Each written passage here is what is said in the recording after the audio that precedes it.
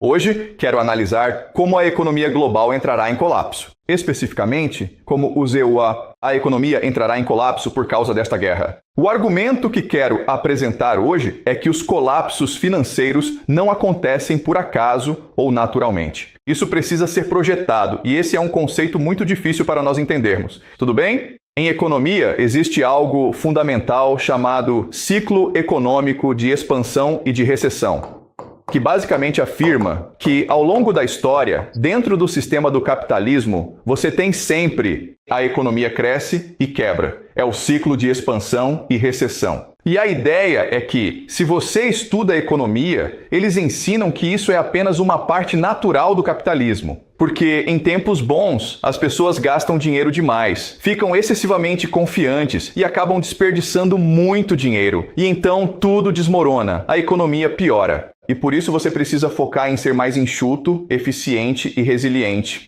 Então pense, por exemplo, em ganhar peso, certo? Você ganha peso demais e aí se sente mal, então acaba perdendo peso. E essa é a ideia do ciclo de expansão e recessão. O problema, porém, é que ninguém consegue explicar direito como e por que, de repente, a bolha estoura. Qual é o mecanismo ou gatilho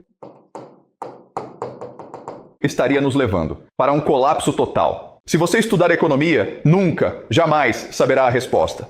Então hoje vamos focar em especulação, certo? Então, novamente, a internet sabe disso, mas eu nunca estudei economia. Eu não sei muito sobre economia, mas eu tenho curiosidade de saber por que isso acontece, certo? Por que as bolhas estouram? Como as economias sobem e descem, certo? Então, eu não sou um especialista. Eu nem sequer sou professor. Sim, eu entendo. Mas o que eu faço é especular por diversão, por entretenimento, certo? Então, vejam isso como uma aula divertida onde vamos explorar alguns temas interessantes que não têm base acadêmica, certo? Tudo bem? Então só lembrem disso, pessoal. Certo, então vamos ver bem rapidamente a principal explicação para por que ocorrem os booms e as euforias. E isso vem de Andrew Ross Salkin, que provavelmente é o jornalista financeiro mais influente dos Estados Unidos. E ele escreveu um livro chamado 1929, que analisa o colapso do mercado de ações de 1929 e oferece uma explicação muito boa sobre o porquê de isso ter acontecido. Certo, Emma. Você poderia ler para mim, por favor, Curso. Períodos de expansão prolongados e ininterruptos, como o da década de 1920, produzem uma ilusão coletiva. O otimismo se torna uma droga, ou uma religião, ou uma combinação de ambos. As pessoas perdem a capacidade de calcular riscos e de distinguir entre boas e más ideias. Certo. Então, novamente, essa é uma explicação definida para o motivo de haver uma bolha que estoura, porque é uma ilusão. E então é como se você voasse alto demais. Certo, mas você não deveria voar, então eventualmente você cai no chão. É apenas a gravidade, certo? A ideia de gravidade. Mas o que eu quero mostrar para vocês hoje é que, na verdade, existe outra explicação, que é: tudo isso está sendo arquitetado. Há pessoas nos bastidores que têm o poder de fazer as economias subirem e caírem, certo? Então, deixe-me dar um exemplo disso. Certo, vamos supor que você seja um banco. Muito bem, você é um banco. E o seu trabalho é pegar esse dinheiro, guardá-lo e depois usá-lo corretamente para impulsionar a economia, ok? Então, digamos que depositamos $1 milhão no banco, ok? E o que o banco faz com isso? O banco, então, o empresta para empreendedores, certo? Então, talvez eu queira abrir um restaurante. E é por isso que peguei $1 milhão emprestado do banco. Ok. Pergunta: quanto dinheiro há no banco agora? Vai ser 0, certo? Ok, isso é matemática, pessoal. Veja bem, se eu receber $1 milhão e emprestar $1 milhão, eu deveria ficar com 0, porque isso é matemática básica. Mas essa não é a resposta. A resposta correta é $2 milhões. E o que você precisa entender é que cada banco tem a capacidade de imprimir seu próprio dinheiro. E o banco é um mecanismo de liquidez na economia. E essa é a grande ilusão, esse é o delírio por trás da economia, onde o dinheiro é apenas uma ideia, é um conceito, é uma alucinação coletiva. Mas o problema é que existem milhares, dezenas de milhares de bancos em todo lugar. Então, como eles sabem como se coordenar? E isso é outra coisa que você precisa entender sobre o sistema. Na verdade, existe algo chamado mecanismo de sinalização. mecanismo de sinalização. Certo, então todos esses bancos são separados, mas estão interligados em algo chamado Banco Central. Certo, Banco Central. O que faz um Banco Central? O Banco Central sinaliza se deve ou não emprestar dinheiro. E esse mecanismo é chamado de taxa de juros. Bem, repito, se você estudar economia, é isso que eles vão te ensinar. Dependendo da taxa de juros, se ela for baixa, talvez 1%, ou 5%, ou alta, 5%, isso vai determinar como os consumidores se comportam. Se a taxa de juros for 1%, isso significa que eu posso ir ao banco, pegar dinheiro e comprar uma casa, certo? Se for muito alta, 5%, então eu não quero ir ao banco para comprar uma casa. E é isso que te ensinam em uma aula de economia. Mas, na verdade, existe outra explicação, que é: a taxa de juros não serve para sinalizar aos consumidores ou proprietários de imóveis para comprar, mas sim para que os bancos decidam se vão emprestar ou não. Não faz sentido porque os bancos, o que eles podem fazer é, dependendo da taxa de juros, eles sabem disso. Ok, meu trabalho é liberar mais liquidez no sistema, liberar mais dinheiro no sistema e, portanto, vou facilitar a obtenção de um empréstimo. Certo, mas se a taxa de juros for alta, então eu sei, ok, não devo injetar muito líquido no sistema.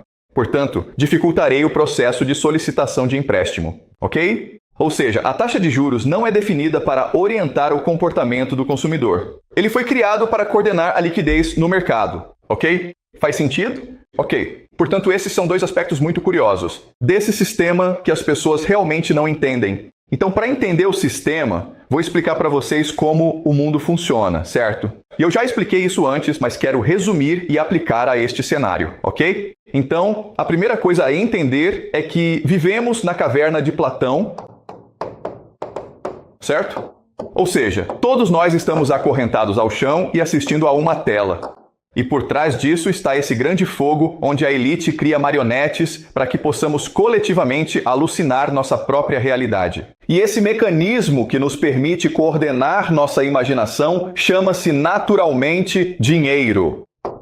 Então tente pensar no dinheiro como se ele fosse o próprio Deus. Então o que o dinheiro faz é direcionar nossas mentes de uma certa maneira, criando nossa realidade.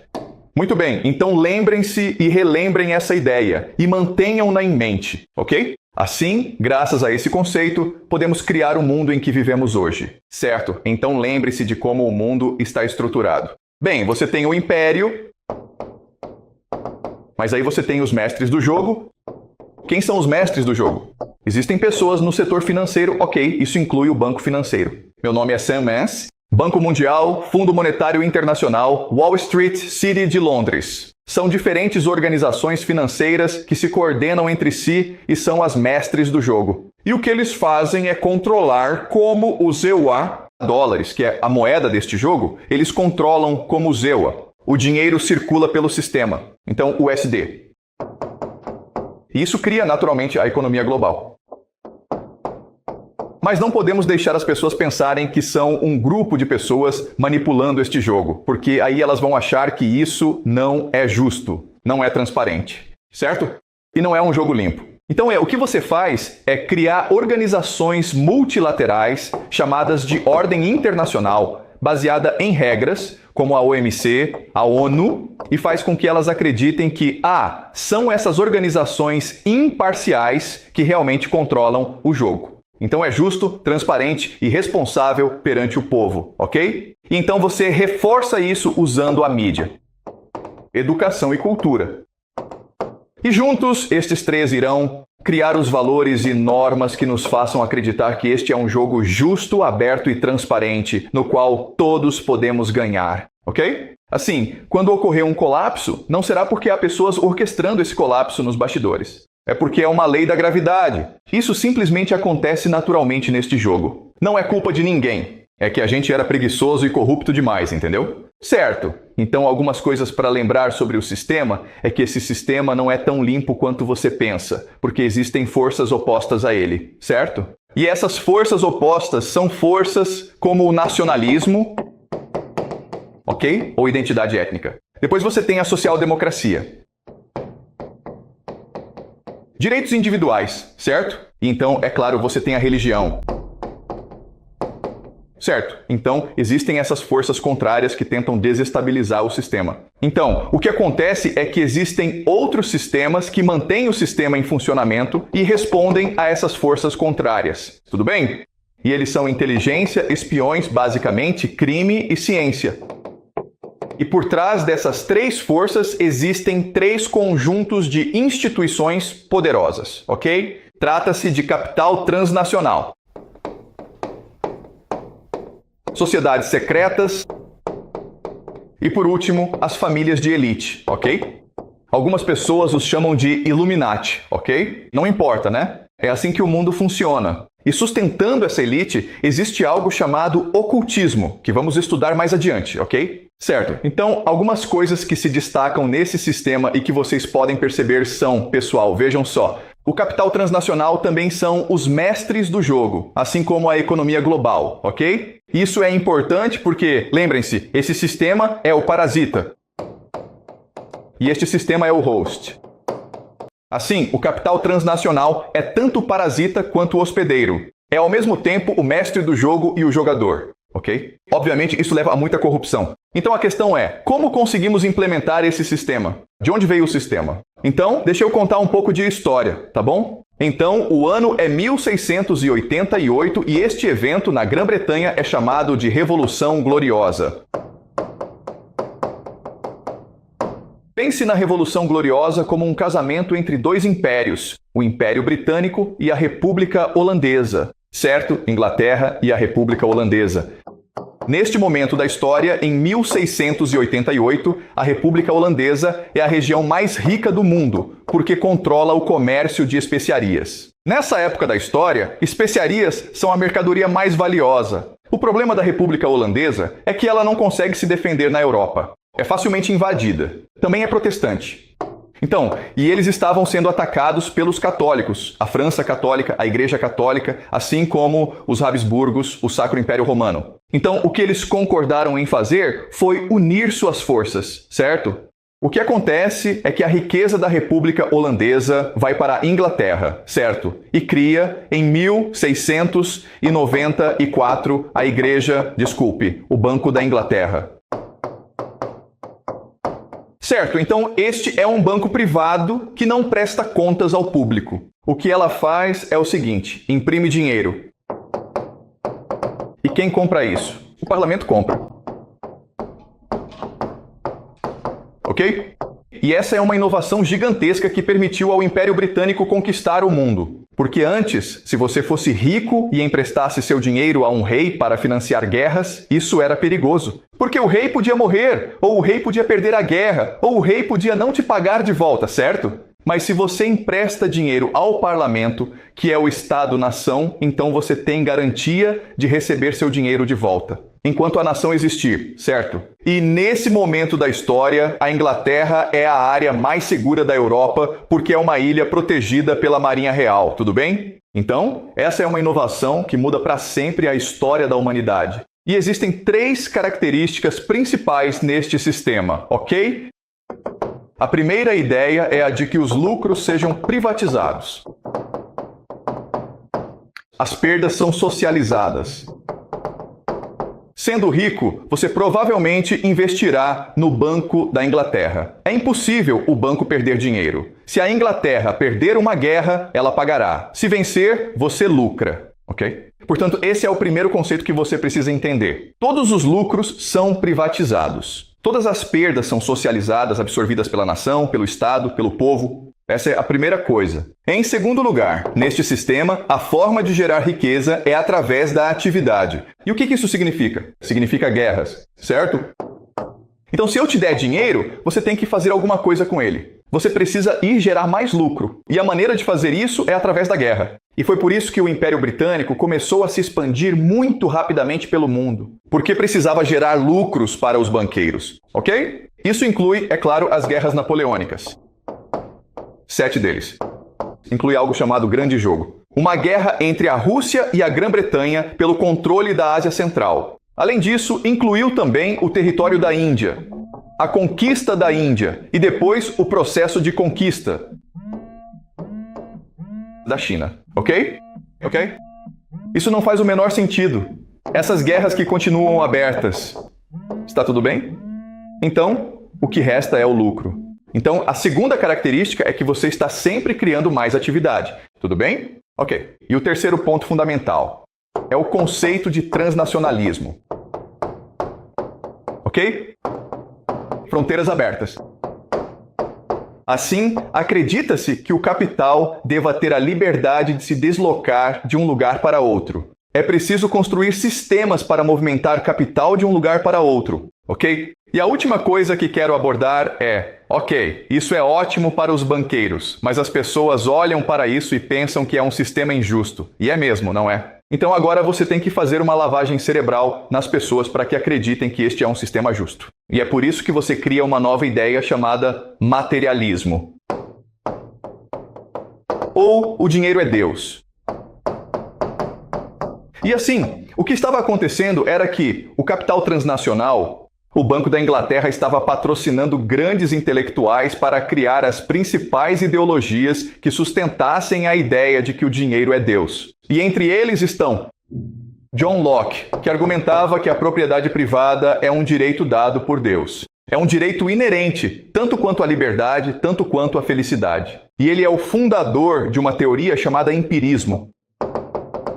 E o empirismo afirma que só podemos conhecer aquilo que nós mesmos experimentamos. Não é viável, não é prático tentar elaborar uma teoria do mundo além da nossa experiência. Então não pense em Deus, porque Deus está além da nossa experiência, ok? Então você tem alguém chamado David Hume, certo, David Hume.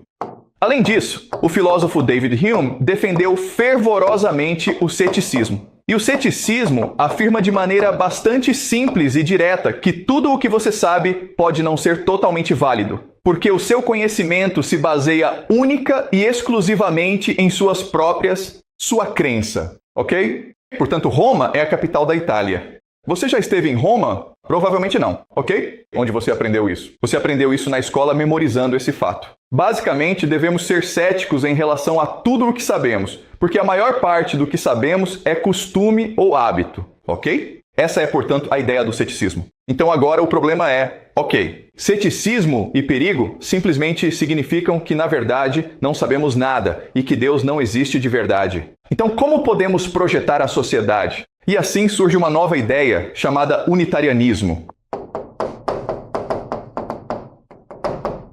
Isso quer dizer, basicamente, que se alguma coisa é considerada útil ou se nos proporciona algum tipo de prazer, então isso certamente deve ser algo bom. Se você usa drogas e está feliz com isso, então deve ser algo bom. Se você gosta de gastar dinheiro, é porque deve ser algo bom, ok? E isto é de Bentham. E então John Stuart Mill fará alguns ajustes, ok? Mas isso se torna o próprio conceito de liberdade. Tudo bem? Liberdade significa simplesmente que você é livre para buscar ganhar o máximo de dinheiro possível, porque esse é o bem supremo. É isso que lhe dá mais prazer na vida, gastar dinheiro. Certo, isso é liberdade. Se um país impede você de ganhar e gastar dinheiro, é uma ditadura maligna. Um bom país permite que você desfrute dos prazeres de ganhar dinheiro. Certo? E então, o que vai acontecer é que esses são os três grandes filósofos do materialismo. Da liberdade britânica, e então você tem pessoas como Marx surgindo. E ele introduziu a ideia do materialismo dialético. Materialismo dialético. Ou seja, o mundo é um mundo de luta de classes. Não é entre Deus e nós. Não é entre o divino e o material. É entre os pobres e os ricos. E só isso, certo? Então Marx está tirando o divino da equação. Depois você tem Darwin, teoria da evolução, que basicamente diz: somos apenas animais, cara. Certo? É só isso. Nós não somos seres divinos. Somos todos apenas animais. Depois você tem pessoas como Freud. Sexo é incrível, pessoal, certo? É isso que devemos fazer.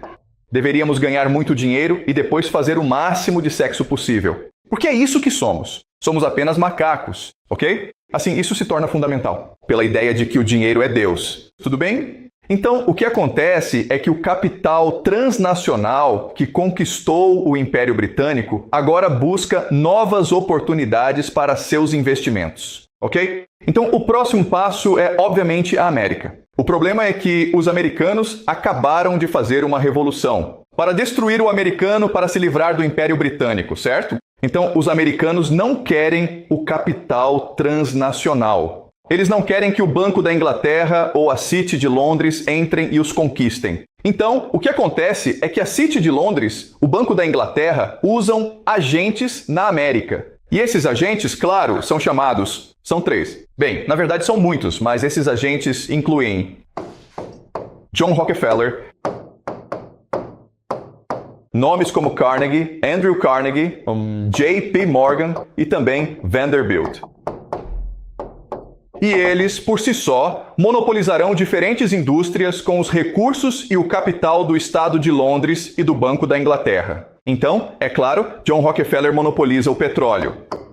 E então o que aconteceu foi que esses agentes muito poderosos do Estado de Londres se reuniram e criaram um modelo de sistema para o Banco da Inglaterra. E isso, claro, é chamado de Sistema da Reserva Federal. Tudo bem? 1914.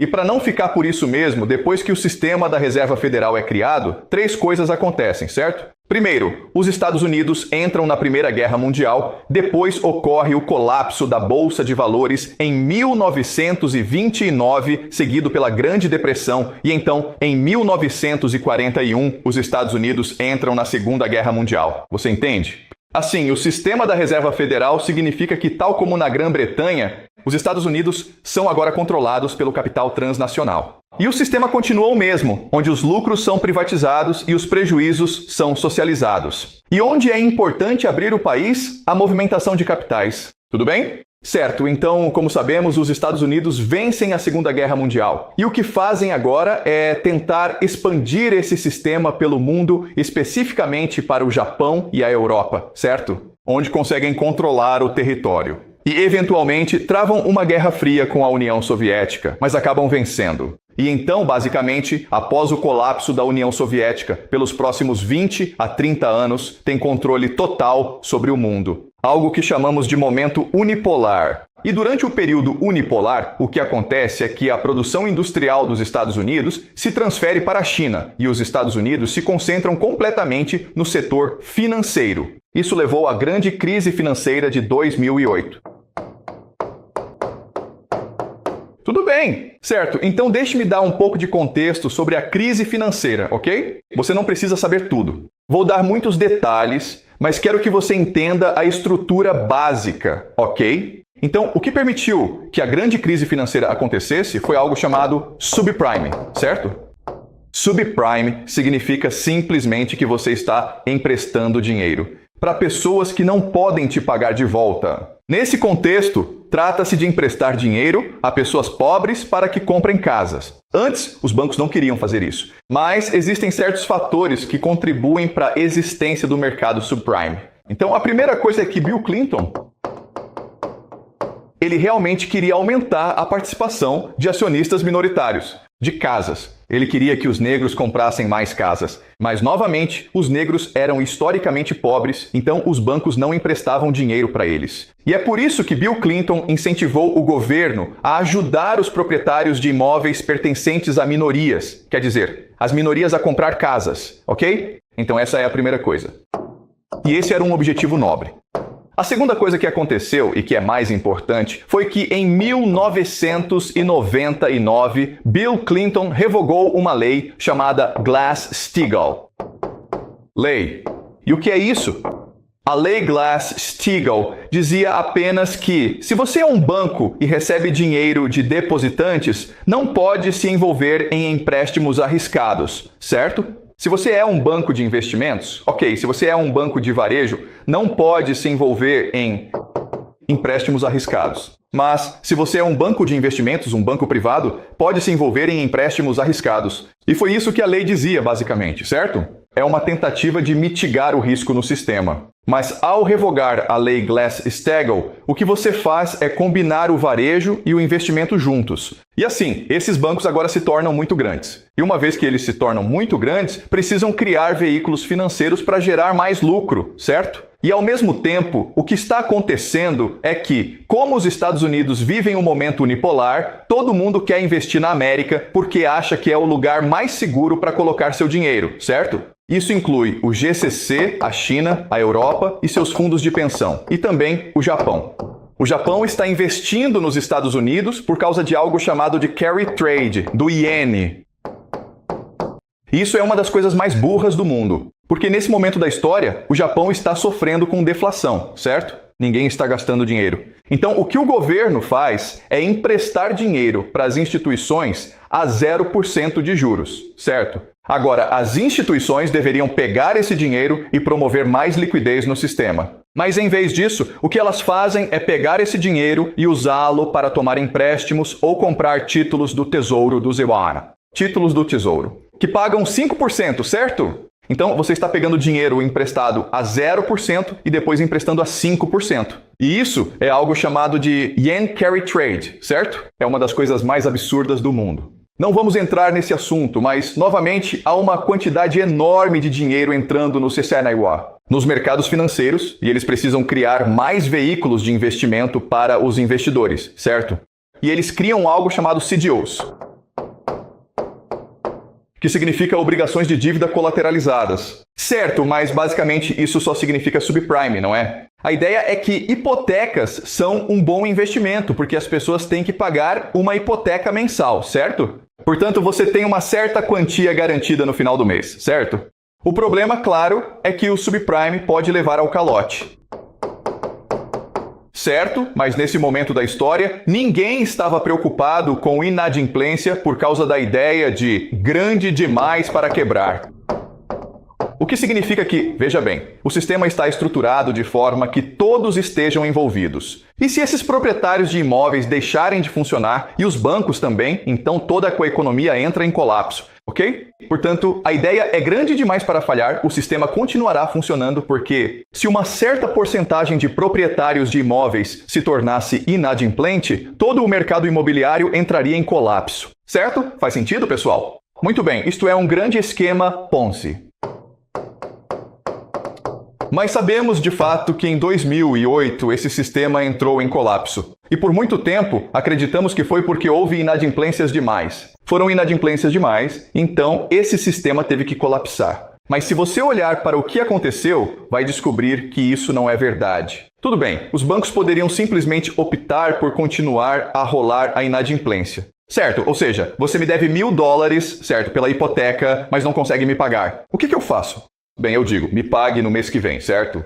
Aí você chega no mês seguinte, não consegue me pagar, não se preocupe. Me pague no outro mês. Certo, eu posso fazer o sistema continuar funcionando. Porque lembre-se, esse sistema, esse dinheiro, é baseado apenas em uma ilusão. Faz sentido, pessoal? Tudo bem. Mas desabou, entendeu? Então é isso que vamos analisar hoje. Muito bem, pessoal. Como vocês podem ver claramente neste mapa e neste gráfico que temos aqui na tela, inicialmente, o que de fato estava acontecendo naquele momento era que o governo era o único responsável. Muito obrigado pela atenção de todos. Considere empréstimos, ok? Então, basicamente, o governo é azul claro. Mas então, como esse setor era muito lucrativo, os bancos privados começaram a entrar e a conceder seus próprios empréstimos. E esses se tornaram empréstimos muito arriscados, certo? E isso levou, claro, a 2008, quando tudo desmoronou, certo? Certo. Então, a grande questão é, por que o mercado financeiro colapsou? Então, isso é a emissão de CDOs, certo? Como vocês podem ver, isso está gerando muito dinheiro para esses bancos privados. E então, de repente, em 2008, há um enorme calote, tudo desaba. A questão é, por que isso aconteceu? E como vocês aprendem nas aulas de economia, isso é apenas uma lei da gravidade, ok? Se você subir muito alto, vai cair. Mas o que as pessoas não te contam é isto. Há, de fato, pessoas que ganharam muito dinheiro por causa do colapso. João Paulson. Quanto dinheiro ele ganhou com esse colapso? 20 bilhões de dólares, pessoal. Isso é muito dinheiro. 20 bilhões de dólares. Como ele ganhou dinheiro? Ele ganhou dinheiro apostando que o mercado imobiliário iria entrar em colapso. Você entende o que aconteceu? Ok? Então pense nisso. Ok, eu empresto $1 milhão para a Amber, ok? E todos vocês terão que devolver $10 mil. Mas aí, de repente, você não consegue me pagar de volta, né? Mas se eu te disser, Amber, que você não pode me pagar de volta, você tem que me dar sua casa, entendeu? Então eu perco meu investimento em você, certo? Então eu não faço isso. Eu continuo deixando você morar na casa, fingindo que você pode me pagar de volta, mesmo sabendo que você não pode. Mas aí o Vincent chega para mim e diz: Ei, senhor Jeff, eu aposto com você que a Amber não vai dar calote no empréstimo dela, porque ela não deu calote nos últimos 10 anos. Eu digo para o Vincent: quanto você quer apostar comigo? E ele disse que tinha $500 mil. Ele está tão confiante de que você não vai deixar de pagar, não é? Então eu digo: claro, Vincent, eu aceito essa aposta com você, certo? Agora, o que eu faço é tornar você o padrão, porque agora posso ganhar $1 milhão com o Vincent. E é assim que funciona, pessoal. Você acha que é uma coisa muito complicada? Não é. É tudo uma grande farsa, porque apenas algumas pessoas controlam todo o sistema. É assim que você faz $20 bilhões nesse jogo, certo? Tem gente burra comprando hipotecas de você, não é? Mas tem gente ainda mais burra apostando que você não vai dar calote nessas hipotecas. E é assim que você tira dinheiro das pessoas mais burras. E é por isso que esse sistema entrou em colapso. Porque você vai ganhar mais dinheiro fazendo o sistema colapsar do que simplesmente deixando ele continuar, certo? Este é John Paulson. Isso é Jamie Dimon. E ele também lucrou com a quebra do banco. Por quê? Porque quando esses bancos quebrarem, você poderá começar a consolidar o setor bancário. Entendeu? Então Jamie Morgan começou a comprar esses outros bancos que estavam perdendo dinheiro. E Jamie Morgan agora é o maior banco da América. Tudo bem, então. E agora, pessoal, eu gostaria que vocês dessem uma olhada nisso aqui. Se olharmos para antes de 2008, a grande maioria das residências era de fato propriedade de indivíduos particulares. Tudo bem, este momento aqui é 2008. Entendido. Portanto, os cinzentos são apenas indivíduos. Eles podem ter uma casa, podem ter 10 casas, mas são basicamente indivíduos. Os azuis são aqueles que possuem mais de 1000 casas. E aí, em azul escuro, estão aqueles grandes bancos que possuem tipo 100 mil casas. Entendeu?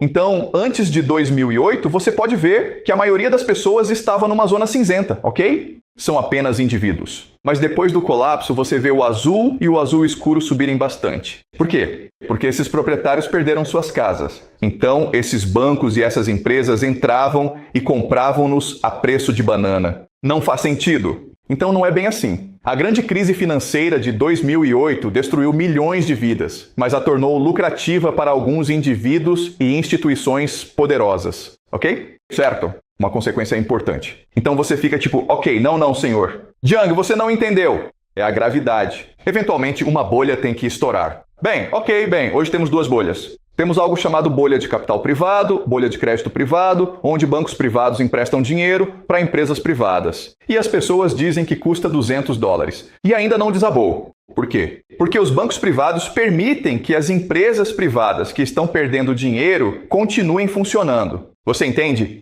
Os bancos privados não chegam e dizem: ei, vocês estão perdendo dinheiro, deveriam declarar falência e eu vou pegar o que vocês tiverem. Por quê? Porque eles perderiam muito dinheiro desse jeito. Você entende essa ideia? Essas bolhas podem continuar existindo para sempre. Elas não precisam estourar. Outra grande bolha hoje é algo chamado de bolha da IA, certo? Essas empresas, Nvidia, OpenAI, os produtos de IA delas, na verdade, não geram nenhum lucro. Por exemplo, o ChatGPT não gera nenhum lucro. Na verdade, ele perde dinheiro toda vez que você o utiliza, certo? Porque é mais caro operar o ChatGPT do que ele gera de receita. E é uma bolha enorme. Mas por que ele desaba? Porque são apenas algumas empresas que emprestam dinheiro umas às outras, ok? É só isso. É um esquema Ponzi gigantesco. É um jogo interno. Assim, as bolhas não precisam colapsar. Elas entram em colapso quando é vantajoso para alguns indivíduos fazê-las entrar em colapso. Tudo bem. Ok. Outra ideia que quero que vocês entendam é que, após a grande crise financeira de 2008, surgiram problemas na economia global. E assim, o capital transnacional decidiu salvar a economia global, permitindo a ascensão da China. Ok? Isso não é conhecido, mas uma das principais consequências da grande crise financeira foi que o capital da China incentivou a impressão de dinheiro no país. Ok? Muito bem, então vou mostrar como. Mas primeiro, vamos falar sobre o principal mecanismo que permite que isso aconteça. Chama-se Banco de Compensações Internacionais, ok? O Banco de Compensações Internacionais fica em Basileia, na Suíça, e é considerado o banco central dos bancos centrais. Então, toda nação tem um banco central que determina a taxa de juros. Mas o BIS é o banco central dos bancos centrais, que coordena todos os bancos centrais, certo? E é o banco mais poderoso do mundo, tudo bem? E você pensa, ok, isso deve ser público. Não, não é público. É simplesmente administrado, é gerido para os melhores interesses das pessoas mais poderosas do mundo, certo? Tudo bem, essa parte foi retirada do livro Torre de Basileia, está certo? Por favor, você poderia fazer a gentileza de ler este trecho agora? Apesar da arrogância de Hitler e do planejamento de Schacht, a Alemanha nazista não havia alcançado a autarquia. Ela precisava comprar grandes quantidades de matérias-primas para fabricar armamentos e para alimentar, aquecer e vestir sua população. Aço sueco, petróleo romeno, tungstênio português, até mesmo carne bovina sul-americana, tudo isso precisava ser comprado e pago em moeda forte. A Alemanha nazista precisava de um canal financeiro para os países neutros. Esse canal passava por Basileia, que é a principal razão pela qual a Alemanha nazista não invadiu a Suíça ou a Suécia. Esses países neutros eram muito mais úteis para o Terceiro Reich, como centros monetários na rede financeira transnacional do que como faixas extras de território controlado pelos alemães.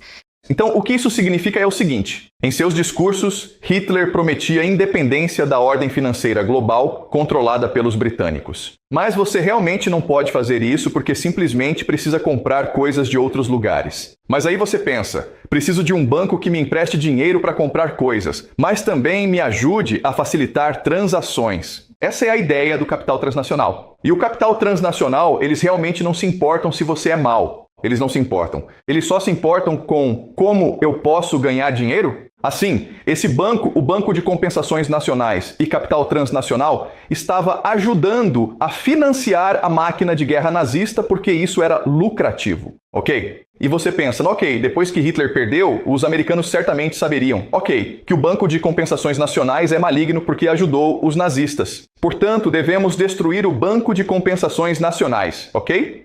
Mas não foi isso que aconteceu. Após a Segunda Guerra Mundial, os assentamentos de Benjamin Dastardly tornaram-se ainda mais poderosos, ok? Tudo bem. Você sabe ler, Amber? A ajuda militar teve um preço, remodelando as sociedades europeias segundo o modelo americano de consumismo e consumo. O braço de propaganda de Hoffman produzia panfletos, pôsteres, folhetos, programas de rádio e até mesmo espetáculos itinerantes de marionetes que exaltavam o estilo de vida americano. O sonho americano, uma casa no subúrbio, um carro e inúmeros eletrodomésticos, era apresentado como um benefício quase garantido da liberdade ao estilo americano. A chave para isso era o aumento da produtividade em linhas de produção ao estilo americano, dentro de um mercado livre transnacional. Para que isso acontecesse e para que o dinheiro circulasse livremente, novos mecanismos de pagamento internacional precisavam ser criados, com o BIS no centro. Ok, então o mundo é movido por dinheiro? Certo, o mundo existe. Essas organizações existem para facilitar o movimento fácil e fluido do dinheiro ao redor do mundo e gerar lucro.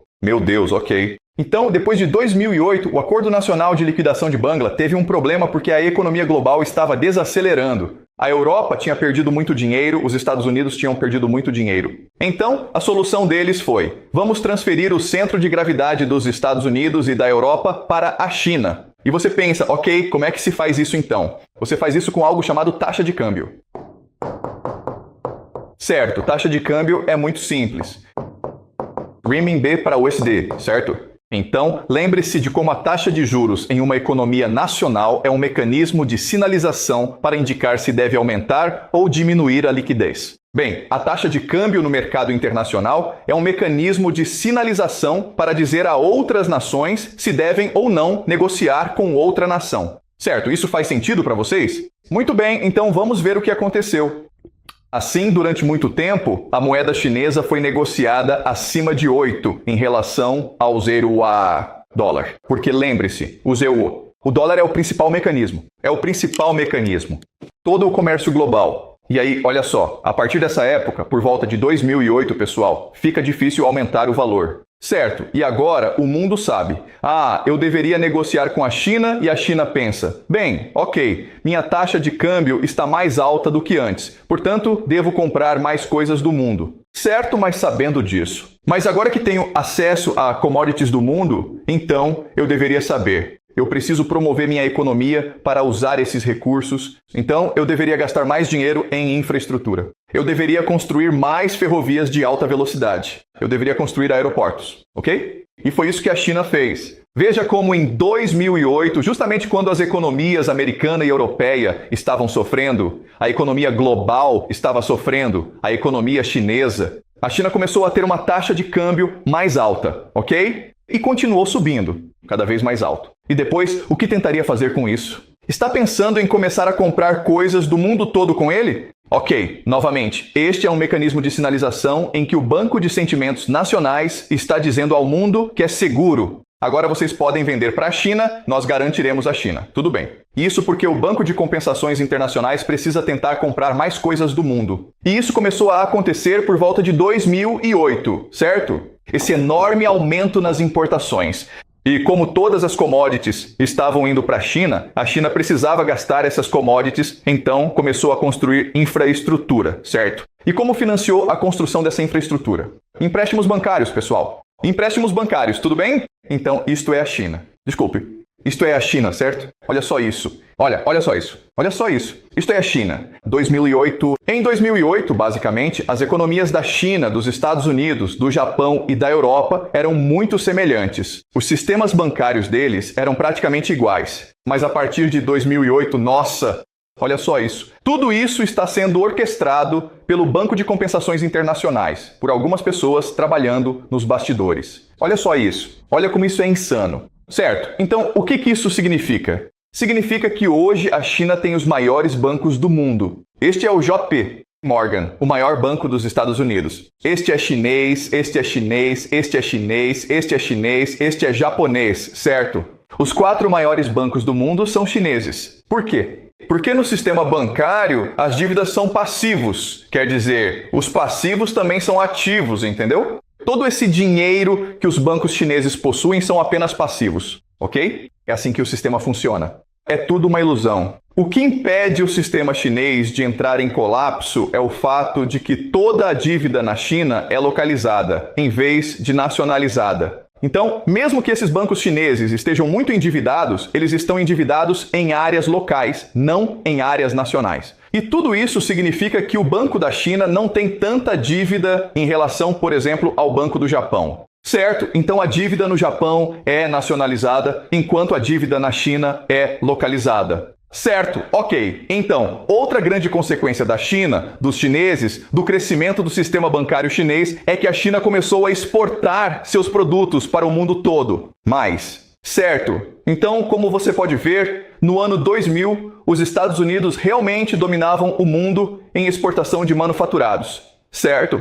Mas em 2024, veja, é basicamente o mundo inteiro comprando exportações chinesas, certo? E isso é uma estratégia deliberada do capital transnacional para mover o centro de gravidade econômica dos Estados Unidos para a China. E o problema da China, a razão pela qual a China não se tornou a potência hegemônica, é que a China não tem interesse em ser a potência hegemônica. Em outras palavras, poder militar. Além disso, com a China expandindo sua capacidade de produção para o mundo, quem está incomodado agora? Os Estados Unidos, certo? Então, o que os Estados Unidos fazem é impor tarifas. Ok? Faz sentido? Então, em outras palavras, ok. Mesmo que, em teoria, a teoria seja que o objetivo dos banqueiros é manter o jogo funcionando, certo? É só com isso que eles se importam. Então eles querem mudar dos Estados Unidos para a China, mas isso realmente não funcionou. Porque a China realmente não quer assumir a responsabilidade de ser uma moeda de reserva global, além de ter bases militares no exterior, certo? Então a China não quer fazer isso. E os Estados Unidos não vão deixar a China fazer isso. Então a única opção agora é Israel. E é por isso que eu acredito que essa guerra no Irã, o que ela vai fazer é transferir o centro de gravidade dos Estados Unidos para Israel. Porque Israel quer ser o centro do mundo, não a China. Não faz sentido, pessoal. Outra coisa que vocês precisam entender é que, para isso acontecer, o capital transnacional precisa primeiro colapsar a economia americana. E existem diferentes maneiras de fazer isso, certo? Eles podem colapsar a bolha do crédito privado, podem colapsar a bolha da IA, podem colapsar ambas ao mesmo tempo. E por que eles iriam querer fazer isso? Porque, como banqueiro, como transferidor de capital, você ganha dinheiro através da atividade, certo? Quando as pessoas vão e fazem coisas, seja empreendedorismo ou começar guerras, elas precisam agir. E agora, os Estados Unidos têm muitos problemas, certo? Então, vamos analisar os problemas dos Estados Unidos.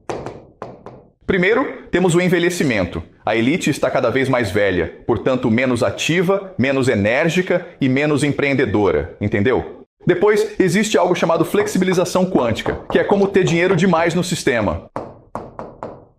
Se houver dinheiro demais no sistema, as pessoas acabam fazendo coisas estúpidas como jogar, entendeu? Tudo bem? E o último problema da América é que não se pode vencer guerras.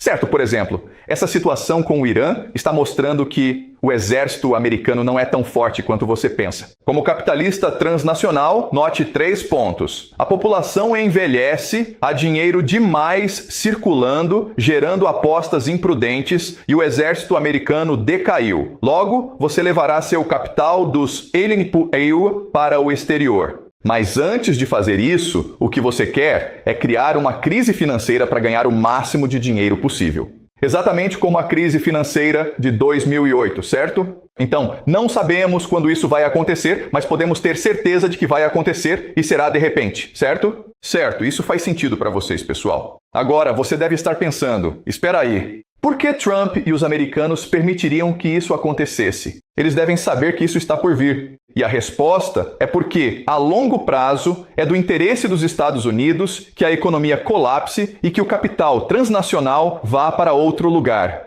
E isso é algo que vamos discutir na próxima aula, certo?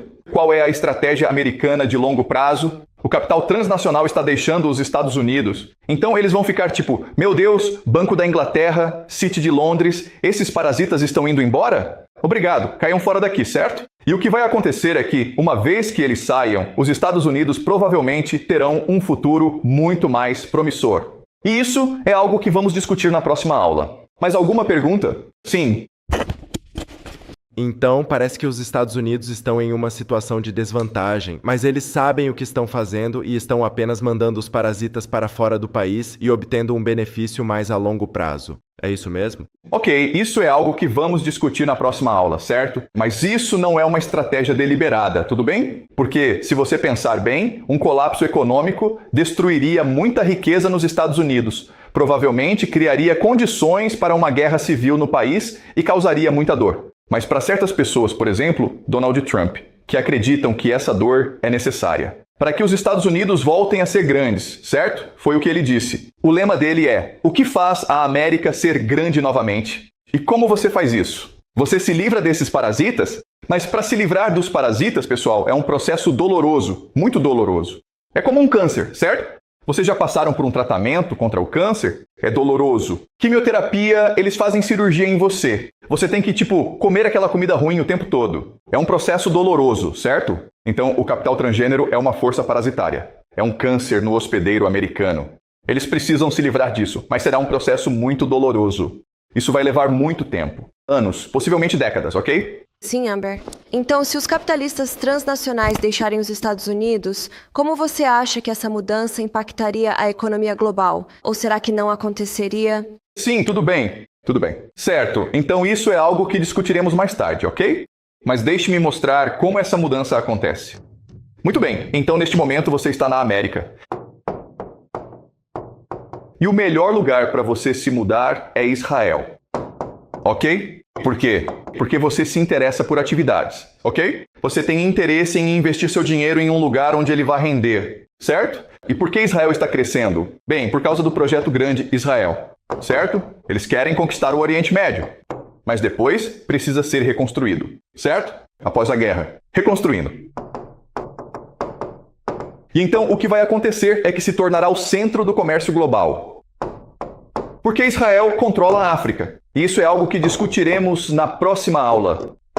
É por isso que você deve investir em Israel, por esses 3 motivos. Pois continuarão travando guerras pelo grande Israel. Guerras são o negócio mais lucrativo do mundo. Em segundo lugar, eles precisam reconstruir tudo depois de toda essa destruição. Então eles precisam de capital. Terceiro, eles vão controlar o comércio global pela localização. Assim, Israel é um bom investimento para o capital transnacional. Não estou falando de pessoas como nós, ok, com tipo $1.000. Estou falando de trilhões de dólares que provavelmente serão investidos em Israel. Certo, então para sair da América, o que você quer é um colapso do mercado de ações, certo? Um colapso econômico. Por quê? Porque o colapso econômico não só permite que você saia com o máximo de dinheiro possível, mas também possibilita comprar ativos depreciados. E quando falo em ativos depreciados, estou falando de recursos que incluem água, petróleo, certo? Então você quer causar o máximo de dano possível porque assim fica mais fácil comprar esses recursos. E ok, isso faz sentido? Muito bem, então esses caras planejam com décadas de antecedência. Mas o capital transnacional tenta criar o máximo de caos possível, porque no caos há lucro. Tipo, se você ficar sentado sem fazer nada, não vai ganhar dinheiro nenhum, entendeu? Mas se vocês estiverem brigando uns com os outros, se houver sangue nas ruas, vocês podem ganhar muito dinheiro, entendeu? Faz sentido? Ok. Mais alguma pergunta, pessoal? Certo, então vamos falar sobre o que acontece depois dessa mudança financeira na próxima aula.